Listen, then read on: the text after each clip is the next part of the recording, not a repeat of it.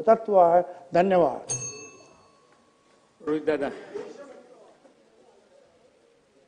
अध्यक्ष महोदय, संविधानाबद्दल बोलायचं झालं आणि ते सुद्धा सोप्या भाषेत जर आपल्याला बोलायचं झालं तर देश कसा चालवायचा, सरकारला असणारे अधिकार, संस्थेचे स्वरूप, नागरिकांचे हक्क या संबंधित मूलभूत नियम आणि कायद्याचा संच भारतरत्न डॉक्टर बाबासाहेब आंबेडकर यांनी आपल्या सर्वांना लोकशाही टिकवण्यासाठी एक हत्यार दिले। सर्वसामान्य लोकांचं एक सुरक्षा कवच आहे अध्यक्ष महोदय, आणि आपल्या या देशाचा सर्वोच्च कायदा आहे आणि या कायद्याच्या पुढे कुणी नाही हे त्या ठिकाणी आपल्या सर्वांना अध्यक्ष महोदय माहिती आहे। अध्यक्ष महोदय, या देशामध्ये आपण काम करत असताना नागरिक म्हणून आपले काही हक्क आहेत आणि काही जबाबदाऱ्या सुद्धा आहेत, आणि ज्या पद्धतीने नागरिक म्हणून आपले काही हक्क आहेत तसंच या देशामध्ये जे पॉवरचं एक स्ट्रक्चर आहे ज्याच्यावर लोकशाही अवलंबून आहे, त्या स्ट्रक्चरमध्ये कायदे मंडळ ज्याच्यामध्ये आपण सर्वजण येतो, आमदार, खासदार, त्याच्याच बरोबर सरकार आणि अधिकारी ज्याला आपण कार्यकारी मंडळ म्हणतो, त्याच्याच बरोबर ज्युडिशियल ज्याला आपण न्यायपालिका म्हणतो, या तीन महत्वपूर्ण विषयावर नाहीतर जे आपला पाया आहे याच्यावर आपली लोकशाही अध्यक्ष महोदय तिथे टिकलेली आहे। आता याच्यामध्ये जसं नागरिकांना अधिकार आणि काही नियम सुद्धा अध्यक्ष महोदय त्या ठिकाणी घालून दिलेले आहेत, तसेच काही नियम हे आपल्याला कायदे मंडळाला सुद्धा, सरकारला सुद्धा आणि न्यायपालिकेला सुद्धा अध्यक्ष महोदय त्या ठिकाणी घालून दिलेले आहेत, आणि त्या नियमाच्या अनुसार अध्यक्ष महोदय आपला त्या ठिकाणी काम करावं लागतं। पण अध्यक्ष महोदय, ही जी ताकद आहे, ही जी पॉवर आहे, जी त्या ठिकाणी सर्व कायदे मंडळ नाही तर सरकार नाही तर न्यायपालिकेला अध्यक्ष महोदय तिथं दिलेले, त्याला सुद्धा लिमिट ठेवलंय, त्याला सुद्धा एक नियंत्रण आहे, त्याला सुद्धा कुठेतरी अकाउंटेबिलिटी आहे की असं नाही की पॉवर मिळाली की ती पॉवर कशी आपल्या हितासाठी नाही तर आपलं मनमानी करून त्या ठिकाणी अध्यक्ष महोदय वापरायचे। त्यामुळे अध्यक्ष महोदय, संविधान नसतं तर आपला हा देश एक राहिला नसता। संविधान आहे म्हणून आपला देश योग्य दिशेने अध्यक्ष महोदय त्या ठिकाणी चालत आहे। पण अध्यक्ष महोदय, डॉक्टर बाबासाहेब आंबेडकरांनी एक फार महत्वपूर्ण गोष्ट अध्यक्ष महोदय इथं सांगितलेली आहे। संविधान कितीही चांगले असले तरी त्याची अंमलबजावणी करणारे लोक जर वाईट असतील तर संविधान देखील वाईट ठरेल। अध्यक्ष महोदय, फार महत्वाचं अध्यक्ष महोदय हे वाक्य आहे। पॉवरमध्ये येण्यापूर्वी लोकांना जे बरं वाटतं ते अध्यक्ष महोदय आपण भाषणाच्या माध्यमातून तिथे इलेक्शनच्या काळामध्ये बोलत असतो,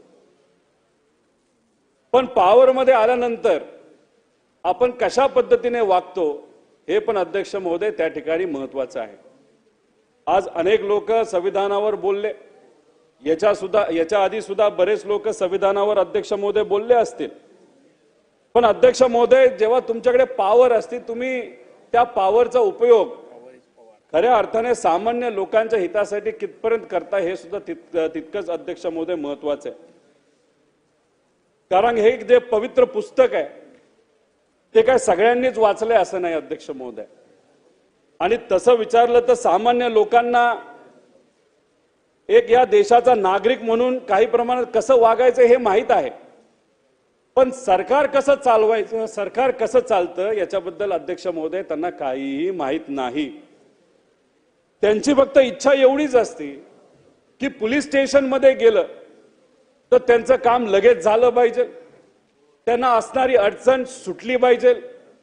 FIR एखादा करायचा असेल तर कोणाचाही फोन लागला नाही पाहिजे, तिथं गेल्यानंतर नागरिक म्हणून FIR अध्यक्ष महोदय त्या ठिकाणी झाला पाहिजे. त्याच्याच बरोबर अध्यक्ष महोदय तलाठी कार्यालयामध्ये आपण गेलो तर काम सहजपणे झालं पाहिजे. अध्यक्ष महोदय तहसीलदारला भेटलो, एखाद्या दुसऱ्या अधिकाऱ्याला भेटलो तर काम अध्यक्ष महोदय सहजपणे झालं पाहिजे असं नागरिकाची इच्छा अध्यक्ष महोदय असते. पण अध्यक्ष महोदय आजची तशी परिस्थिती आहे का? अध्यक्ष महोदय बीडमध्ये एक महिला पोलीस स्टेशन समोर महिनाभर अध्यक्ष महोदय त्या ठिकाणी संघर्ष करते. काय तिची इच्छा?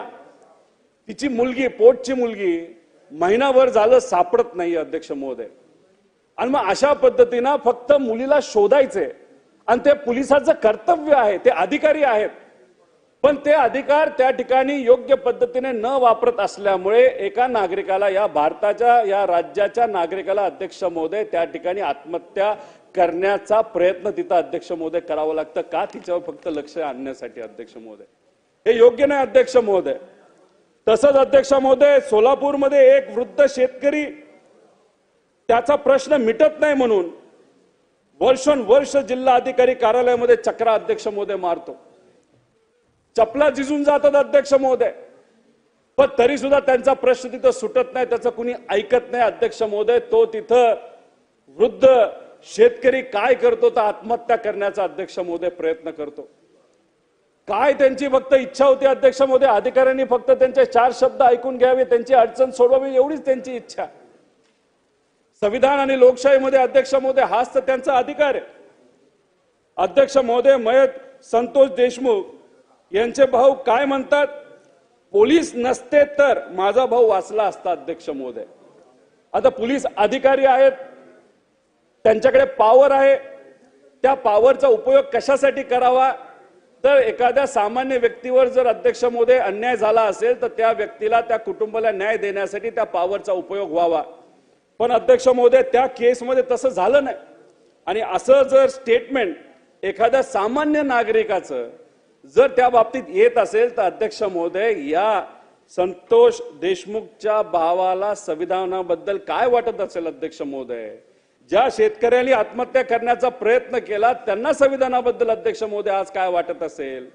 जी महिला आपल्या मुलीला शोधण्यासाठी पोलीस स्टेशनमध्ये महिना अध्यक्ष महोदय त्या ठिकाणी जाते, त्या महिलेला अध्यक्ष महोदय काय वाटत असेल संविधानाबद्दल, याचा विचार अध्यक्ष महोदय आज करण्याची जरूरत आहे. अध्यक्ष महोदय नागरगोजे नावाचे एक शिक्षक 18 वर्ष एका संस्थेमध्ये काम करतात.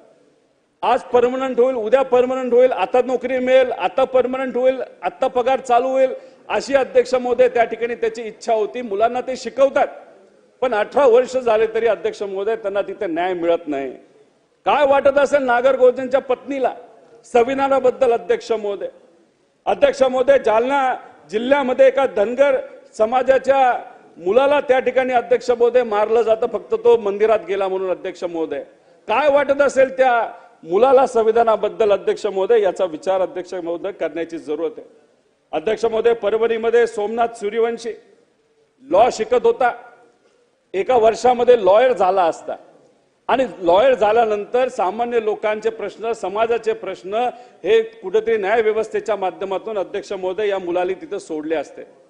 पण डॉक्टर बाबासाहेब आंबेडकरांच्या एका पुतळ्याचा तिथं अवमान झाला, तिथं निषेध करण्यासाठी कुणी असेल तरी अध्यक्ष महोदय निषेध केला असता, तिथं तो फक्त उभा होता, निषेध करत होता. कोमिंग ऑपरेशन मध्ये त्याला ताब्यात घेतलं, पोलीस स्टेशन मध्ये मारलं अध्यक्ष महोदय, त्याच्यामध्ये त्याचा मृत्यू झाला अध्यक्ष महोदय. काय वाटत असेल त्याच्या आईला? तिला कुठेतरी वाटत होतं मोलमजुरी करून मुलाला शिकवलं, आता वकील होईल, वकील झाल्यानंतर नोकरी मिळेल, प्रोफेशनला लागेल, हातात 4 पैसे येतील आणि घर कुठेतरी नीट चांगल्या पद्धतीने अध्यक्ष महोदय चालेल अशी अपेक्षा त्या आईची होती. पण त्या आईला आता या संविधानाबद्दल अध्यक्ष महोदय काय वाटत असेल अध्यक्ष महोदय? अध्यक्ष महोदय माझं एकच मत आहे की या सर्वसामान्य लोकांना फक्त एवढंच वाटतं की प्रशासनाच्या माध्यमातून त्यांना न्याय मिळाला पाहिजे. जे आपण सर्वजण लेजिस्लेचरचे जे लोक आहेत, कायदे मंडळाची लोक आहेत, ते आमच्यासाठी योग्य असा कुठेतरी कायदा बनवला पाहिजे आणि त्या कायद्यातून आमचं प्रश्न तिथं सुटले पाहिजे अध्यक्ष महोदय, त्या ठिकाणी त्यांना सगळ्यांना वाटतं. अध्यक्ष महोदय ज्युडिशियल म्हणजे न्याय व्यवस्थेबद्दल बोलायचं झालं आमदार पात्रतेचा निर्णय अध्यक्ष महोदय 3 वर्ष झालं तो आतापर्यंत घेतला नाही. ठीक आहे, आता इलेक्शन झालं, विषय संपला अध्यक्ष महोदय. पण justice delayed is justice denied अध्यक्ष महोदय. त्यामुळे ज्युडिशियल डिपार्टमेंटची सुद्धा नाही तर ज्युडिशरीची सुद्धा काही ना काहीतरी अध्यक्ष महोदय तिथं जबाबदारी आहे. योग्य वेळेस योग्य निर्णय देणं, जो संविधानाला जोडून असेल असा निर्णय देणं अध्यक्ष महोदय तिथं अपेक्षित आहे. अध्यक्ष महोदय, आपण जर बघितलं तर सातारा जिल्ह्यामध्ये एक पत्रकार एका महिलेवर झालेल्या अन्यायाबद्दल अध्यक्ष महोदय त्या ठिकाणी त्याच्या चॅनलच्या माध्यमातून लोकांपर्यंत पोहोचत होता. महिलेचाच आवाज तो पोहोचवत होता अध्यक्ष महोदय. त्या भागामध्ये ज्या काही लोकांवर अन्याय झाला त्या लोकांचा आवाज त्यांच्या चॅनलच्या माध्यमातून अध्यक्ष महोदय तो खरात नावाचा जो वकील होता तो लोकांपर्यंत अध्यक्ष महोदय पोहोचवायचा. काम फक्त काय करत होता, जे पत्रकार सर्व काम करतात तेच केलं, की जे ऐकलं, समजलं, कळलं, जे काही कागदपत्र हातामध्ये मिळाले, तो जो संविधानाने आपल्याला हक्क दिला तोच हक्क अध्यक्ष महोदय तो पत्रकार त्या ठिकाणी बजावत होता. फक्त प्रॉब्लेम एवढाच झाला की ज्याच्या विरोधात तो बजावत होता तो आज त्या ठिकाणी एका महत्वपूर्ण पदावर आहे आणि त्या पदाचा वापर करून अध्यक्ष महोदय तो पत्रकार आता जेलमध्ये आहे. अध्यक्ष महोदय, महिलेचा विषय जेव्हा आम्ही पत्रकारांची अध्यक्ष महोदय बोलत होतो, एका महिला पत्रकारांनी फक्त आम्हाला सांगितलं की असं असं एका आमदाराबद्दल एका महिलेने काहीतरी अलिगेशन केलंय. नाव सुद्धा अध्यक्ष महोदय सांगितलं नव्हतं. आपल्या सगळ्यांची जबाबदारी असते आमदार म्हणून. एखाद्या कांद्याचा शेतकरी आला म्हणाला आमचा हा विषय अधिवेशनामध्ये मांडा, आपण मांडतो अध्यक्ष महोदय. एखादा युवा आला, एखादा MPSC नाहीतर स्पर्धा परीक्षेचा मुद्दा अध्यक्ष महोदय आपल्याला सांगितला तर आपण लगेच तो समजून घेतो अध्यक्ष महोदय, तो लगेच मांडतो. एखाद्या व्यक्तीवर कुठेतरी अन्याय झाला तर एक गोष्ट आपल्याला समजली तर अध्यक्ष महोदय या विधिमंडळामध्ये या हाऊसमध्ये नाही तर आपण पत्रकारांसोबत अध्यक्ष महोदय बोलतो. तसंच एका महिलेचा विषय कानावर आल्यानंतर त्या महिलेला न्याय मिळाला पाहिजे एवढीच भूमिका अध्यक्ष महोदय त्या ठिकाणी आम्ही सर्वांनी मिळून मांडली होती. आणि मग काय झालं तर आमच्या विरोधात हक्कभंग आला. हरकत नाही अध्यक्ष महोदय, हक्कभंग येईल त्या समितीकडे आम्ही सर्वजण अध्यक्ष महोदय तिथं जाईल. हक्कभंग आणायचा नाही आणायचा हा तिथं अध्यक्षांचा हक्क आहे. पण दुसऱ्या बाजूने आम्ही हेही म्हणतो की जेव्हा आम्ही हक्कभंग अध्यक्ष महोदय आणतो आमची सुद्धा अपेक्षा असते की आम्ही विरोधात असलो तरी आमचं सुद्धा ऐकलं गेलं पाहिजे. आम्ही जो हक्कभंग आणतो तो मांडला गेला पाहिजे, त्याच्यावर आम्हाला बोलण्याची संधी दिली पाहिजे. पण अध्यक्ष महोदय तशा प्रकारे कुठेही काय होत नाही. अध्यक्ष महोदय, सत्तेतले आमदार हे सत्तेत आहेत आम्ही समजू शकतो, पण या हाऊसमध्ये तुमच्या अध्यक्षतेखाली आम्ही सर्वजण समान आहोत. आम्ही एखादा मुद्दा मांडत असेल तो तितकाच महत्वाचा असतो जेवढा एक सत्तेतला आमदार अध्यक्ष महोदय त्या ठिकाणी तो मुद्दा मांडतो. आणि आम्हाला मुद्दा त्या हक्कभंगाच्या माध्यमातून एवढाच मांडायचा होता की या हाऊसमध्ये एका व्यक्तीने एक हक्कभंग मांडत असताना चुकीची माहिती ही तिथं हाऊसला दिली आणि ते चुकीचं आहे एवढंच आम्हाला अध्यक्ष महोदय त्या ठिकाणी बोलायचं होतं. तो आमचा अधिकार आहे, संविधानाने दिलेला अधिकार आहे, लोकशाहीने दिलेला अधिकार आहे. पण तो बजावण्याची जर आम्हाला या ठिकाणी अध्यक्ष महोदय संधी दिली जात नसेल तर मग कुठेतरी बोलावं लागेल या हाऊसमध्ये, या पवित्र हाऊसमध्ये सुद्धा संविधानाचे जे मूलभूत विषय आहेत, मूलभूत गोष्टी आहेत त्या सुद्धा अध्यक्ष महोदय त्या ठिकाणी पाळल्या जात नाही. अध्यक्ष महोदय, मला एवढंच आपल्याला विचारायचंय की हा एखादा विषय महिलेच्या अत्याचाराचा तुमच्यापर्यंत आला असता तुम्ही सुद्धा अध्यक्ष महोदय हा विषय त्या ठिकाणी घेतला असता. अध्यक्ष महोदय, तसंच मला तुम्हाला विचारायचंय की एक मातंग समाजाचा व्यक्ती आहे, कुटुंब आहे, स्वतःच्या हक्कासाठी अध्यक्ष महोदय ते लढतंय. भिसे नावाचं ते कुटुंब आहे. त्यांच्या बाबतीत काय झालं की त्यांच्या वडिलांचा फोटो वापरून, त्यांच्या वडिलांचं नाव वापरून, जे वडील 2016लाच अध्यक्ष महोदय त्या ठिकाणी वारले होते, मृत झाले होते, त्यांचं नाव वापरून फोटो नवीन, त्यानंतर आधार कार्ड नवीन, अशा पद्धतीने गरिबाची जमीन जर हडपली जात असेल, त्याच्या विरोधात आम्हाला जो बोलायचं असेल आणि ते जर बोलून दिलं जात नसेल तर अध्यक्ष महोदय कितपत योग्य आहे? त्या भिसे परिवाराला कधी न्याय मिळणार? का फक्त ते SC समाजाचे आहेत, गरीब आहेत, त्यांच्याकडे पैसा नाही, त्यांच्याकडे कुठेतरी एका नेत्याचा वर्धास्त नाही म्हणून त्या ठिकाणी त्यांच्यावर अन्याय होत असेल तर तो अन्यायाला त्या ठिकाणी न्याय देण्याचा प्रयत्न ह्या विधिमंडळामध्ये अध्यक्ष महोदय झाला पाहिजे आणि त्यासाठी प्रत्येक आमदारांनी सुद्धा या विषयामध्ये अध्यक्ष महोदय लक्ष दिलं गेलं पाहिजे. अध्यक्ष महोदय, हाच विषय मांडत असताना जर आपल्या सरकारचा पैसा आहे का आपला नसतो अध्यक्ष महोदय, हा सरकारचा सामान्य लोकांचा टॅक्सचा पैसा असतो. तो योग्य पद्धतीने वापरला गेला पाहिजे याची जबाबदारी अध्यक्ष महोदय सरकारची आहे. आणि जर आपल्याला असं कळालं असेल की तो पैसा चुकीच्या पद्धतीने वापरून करून त्याच्यामध्ये जर भ्रष्टाचार झाला असेल, मेलेल्या लोकांच्या नावावर कोविडच्या काळामध्ये जर पैसा खाल्ला गेला असेल आणि तो विषय जर पुढे आणायचा असेल तर अध्यक्ष महोदय त्याच्यावर चर्चा झाली गेली पाहिजे अध्यक्ष महोदय. कारण का शेवटी न्याय दिला गेला पाहिजे. संविधानामध्ये आपला तो हक्क आहे अध्यक्ष महोदय. ठीक आहे, मगाशी एका विषयाच्या बाबतीत बोलत असताना मुख्यमंत्री साहेबांनी माझं नाव घेतलं, सुप्रियाताईंचं नाव घेतलं. अध्यक्ष महोदय, आम्हाला तो विषय आमच्याकडे आला, आम्हाला सांगण्यात आलं त्या महिलेला न्याय मिळाला पाहिजे, पत्रकारांना न्याय मिळाला पाहिजे यासाठी माहिती घेण्यासाठी 1-2 फोन त्या ठिकाणी केले असतील. 100-200 फोन तर अध्यक्ष महोदय तिथे केले गेले नाहीत. ठीक आहे, तिथे कारवाई चालली आहे, पारदर्शक पद्धतीने व्हावं, जे खरंय ते लोकांसमोर यावं अशी आमची अध्यक्ष महोदय भावना आहे. पण अध्यक्ष महोदय आमचं हे सुद्धा म्हणणं आहे की एका मोठ्या पॉवरफुल व्यक्तीच्या विरोधात, एका मंत्र्याच्या विरोधात आमच्याकडे एवढे सारे पुरावे आहेत. जी कारवाई तुम्ही आमच्यावर करताय नाही तर ज्या पद्धतीने तुम्ही इन्व्हेस्टिगेशन करत आहात, हे जे गरिबाचे विषय आहेत एका पॉवरफुल व्यक्ती मंत्र्याच्या विरोधातले, याच्याबद्दल तुम्ही बोलणार आहात का? याच्याबद्दल तुम्ही त्या ठिकाणी इन्व्हेस्टिगेशन करणार आहात का? जर खऱ्या अर्थाने या विषयावर जर इन्व्हेस्टिगेशन अध्यक्ष महोदय झाले, एवढे पुरावे असताना, तर आपण म्हणून या अधिवेशनामध्ये नाही तर या हाऊसमध्ये संविधान अजून जिवंत आहे अध्यक्ष महोदय. पण फक्त आम्ही विरोधात आमच्यावर कारवाई आणि जे सत्तेत आहेत त्यांच्याकडे पॉवर आहे म्हणून त्यांच्यावर कारवाई केली जात नसेल, त्यांच्या विरोधात अध्यक्ष महोदय कितीही पुरावे असले तरी तर हे अध्यक्ष महोदय त्या ठिकाणी योग्य नाही. अध्यक्ष महोदय, आम्ही विषय का मांडतो? कारण का अध्यक्ष महोदय, जो महिलेचा विषय अध्यक्ष महोदय आम्ही घेतला होता, जी महिला संविधानाचा हक्क मागत आहे, स्वतःला न्याय मागत आहे, अशी ते अध्यक्ष महोदय महिला त्या ठिकाणी भांडत असताना तिच्यावर ज्या व्यक्तीने कारवाई केली, जो अधिकारी आहे देवकर नावाचा, अध्यक्ष महोदय त्या देवकर अधिकाऱ्यावर संविधानाचाच हक्क आहे अध्यक्ष महोदय. अध्यक्ष महोदय, आता अनेक लोक बोलले अध्यक्ष महोदय, आता त्या पोलीस अध्यक्ष महोदय त्या पोलीस अधिकाऱ्यावर, अध्यक्ष महोदय त्या पोलीस अधिकाऱ्यावर प्रॉस्टिट्यूशनचे तस्किरीचे त्या ठिकाणी अध्यक्ष महोदय गुन्हे आहेत. त्याच्याच बरोबर पुण्यामध्ये एक गुन्हा दाखल आहे ज्याच्यामध्ये अध्यक्ष महोदय असं सांगण्यात आलंय की त्यांनी एका लोकांना प्रेरित केलं तिथं त्या ठिकाणी आत्महत्या करायला. तर हा अधिकारी जर महिलांच्या विरोधातले गुन्हे त्या अधिकाऱ्यांवर असेल आणि तोच अधिकारी जर इन्व्हेस्टिगेशन ऑफिसर म्हणून असेल तर त्या महिलेवर तिथं न्याय कसा मिळणार अध्यक्ष महोदय? तर अध्यक्ष महोदय आम्ही संविधानावर बोलतोय, आम्ही गरिबाच्या हक्कावर अध्यक्ष महोदय त्या ठिकाणी बोलतोय. अध्यक्ष महोदय, आमचं फक्त एवढंच मत आहे की अध्यक्ष महोदय, जो गरीब माणूस त्या ठिकाणी बसलेला आहे, जी महिला अध्यक्ष महोदय त्या ठिकाणी आहे, तिला संविधानाने न्याय देण्याची अध्यक्ष महोदय बोला ना, सांगितलं ना बोला, सांगितलं ना बोलायला लावलं त्यांना.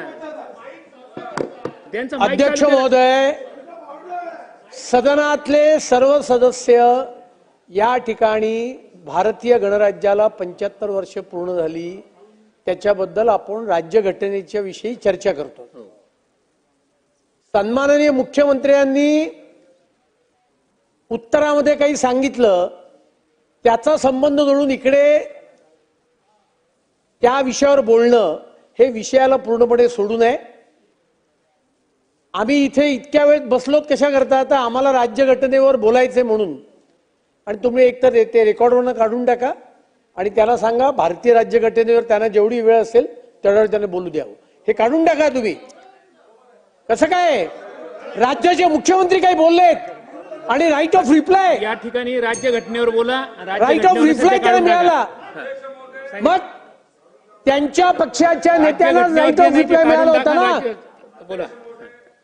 अध्यक्ष महोदय, मला फक्त विनंती आहे, ते म्हणतायत मुख्यमंत्री साहेबांचं नाव काढायचं, नक्कीच काढा.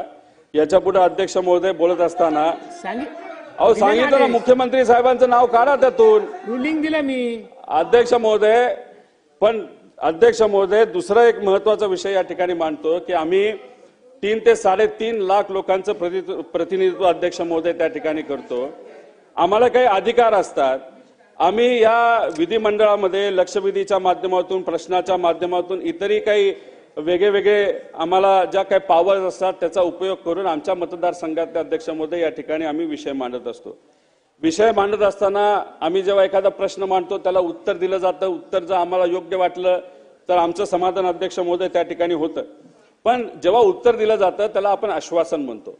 आता जेव्हा आश्वासन अध्यक्ष महोदय दिलं जातं तेव्हा आपल्या सगळ्यांची अपेक्षा असते की ते आश्वासन पूर्ण सुद्धा झालं पाहिजे. अध्यक्ष महोदय, हा जो संविधानाने दिलेला हक्क आहे, नाही तर या विधिमंडळाला जो हक्क आहे, जो आश्वासन जे दिलं जातं ते अध्यक्ष महोदय पूर्ण पण त्या ठिकाणी झालं पाहिजे. अध्यक्ष महोदय, माझ्या मतदारसंघामध्ये पाटेगाव इथं MIDC व्हावी यासाठी मी अनेक वेळा अध्यक्ष महोदय त्या ठिकाणी मुंडे बांधले होते. पण आमची अध्यक्ष महोदय विनंती एवढीच आहे की लोकांची इच्छा आहे, लोकांचं म्हणणं आहे, आमचं सुद्धा हे म्हणणं आहे की या हाऊसच्या माध्यमातून, या पवित्र हाऊसच्या माध्यमातून जे विषय आम्ही इथं मांडतो ते संविधानाला धरून आहेत, ते त्या ठिकाणी मान्य झाले पाहिजे. जर मान्य झाले असेल, आश्वासन दिलं गेलं असेल तर आश्वासन पूर्ण झालं पाहिजे. त्यामुळे जे काय आश्वासन अध्यक्ष महोदय तिथं दिली गेलीत ती पूर्ण झाली पाहिजे अशी अध्यक्ष महोदय त्या ठिकाणी एवढंच या ठिकाणी आम्हाला सांगतो. आणि जाता जाता फक्त अध्यक्ष महोदय एवढंच आहे की अध्यक्ष महोदय की संविधान टिकवण्यासाठी आपल्या सगळ्यांची अध्यक्ष महोदय ती जबाबदारी आहे. विरोधी पक्ष असू द्या नाही तर सत्तेतले पक्ष असू द्या. फक्त जाता जाता एवढंच आहे की या विधिमंडळाला ताकद देण्यासाठी, सामान्य लोकांना अजून ताकद देण्यासाठी विरोधी पक्षपदाचा जो विषय आहे, तो प्रलंबित आहे, तो त्या ठिकाणी मार्गी लावावा एवढीच विनंती या ठिकाणी करतो आणि थांबतो. जय हिंद, जय महाराष्ट्र. नारायण कुटे.